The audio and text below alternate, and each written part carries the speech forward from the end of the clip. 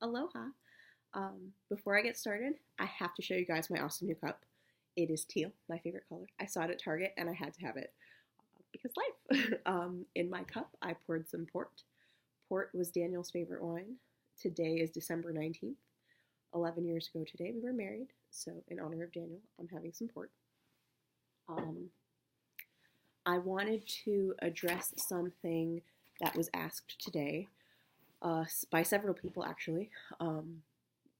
I was asked if it's still appropriate to wish me a happy anniversary because it is my anniversary date, but I'm no longer married. And they did not want to upset me or make me sad or make me think about it if I wasn't thinking about it. Well, first of all, I already know what today is. It's a significant day for me. So, yes, I already am thinking about it. You're not going to make me sad by saying it. It's okay to say happy anniversary. I actually appreciated the fact that it was acknowledged. A lot of times it's easy to feel like we're forgotten. So knowing that someone knew what day it was today meant a lot to me. And I asked in several of my widow groups if they'd be okay with it, and they said yes, they would love for that kind of acknowledgement as well. So if you know a widow or widower and you know it's their anniversary or it's coming up, let them know that you know. Wish them a happy anniversary. They will not be mad at you for it. Another thing that I wanted to touch on briefly was I personally hate hearing, I'm sorry for your loss. I know that that is the generic response. That is just what you're supposed to say. My mom said it's the customary response. But personally, I hate it. I hate hearing it. I would rather hear anything else. Even just I'm sorry is enough. I did a little research by talking to some other widows and widowers and discussing it at Snowball Express at one of the seminars I went to. What are other responses that you can have instead of saying, I'm sorry for your loss? I already said, I'm sorry is enough. So if someone says, they lost their husband or their wife, you can just say, I'm sorry. I'm sorry to hear that. I'm sorry you're hurting. You don't deserve this. I wrote down some of the really amazing responses that I liked. So I said, I'm sorry. Someone said that they liked hearing, I don't know what to say. Whatever the right thing is, consider it said.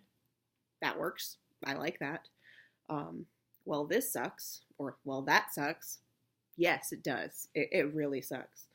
You don't have to elaborate, but I'm here to listen. What else? My deepest condolences. That was more supposed to be like written, and not really said because not a lot of people talk like that. But that I like that better than I'm sorry for your loss. That must be so hard. I can't even imagine. I'd like to bring you a meal. Would you like X or Y? I'll always remember, and then insert whatever memory that you have. Would you like to talk about it? Man, that sucks. How are you holding up? Life can be so unfair. I'm sorry. I'm not even going to ask how you're doing. Just let me know what you need. I like that one, but most of us will not ask for help. So I actually like that another response that followed that said something more direct, like, I've hired a housekeeper. Is Tuesday or Friday better for you? Or I cooked some lasagna. Can I drop it off now or later? Another one of my favorite responses was, that's awful. Here's a taco and a margarita. My personal favorite response. So I mentioned before that I joined some dating apps. And before I agreed to meet any of them, I send this like huge disclaimer, like this big chunk of text talking about how I'm a 32-year-old widow, I'm a mom, I'm in school, I'm not jumping into bed with you, I'm just looking for someone to go do stuff with. Like, depending on their response determines if I want to see them. When people, I've had men send some really disgusting responses and I block them right away.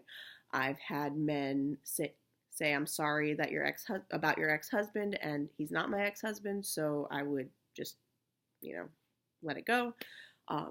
My favorite response was, I can't imagine losing a life partner. I'm so sorry. And then that person followed up with, would you be willing to tell me about him? And we had a long conversation about Daniel, like on FaceTime, and it was so nice. And he ended up saying like he thinks that they would have been really good friends, and I do think that they would have been really good friends. But it's nice to know that people are willing to hear about him and about my life with him, because I still have to keep him alive for Kara. And something that was brought up was like, they don't want to make us sad. They don't want to bring it up, but we're thinking about it anyway. Whether you say it or not, it's on our mind.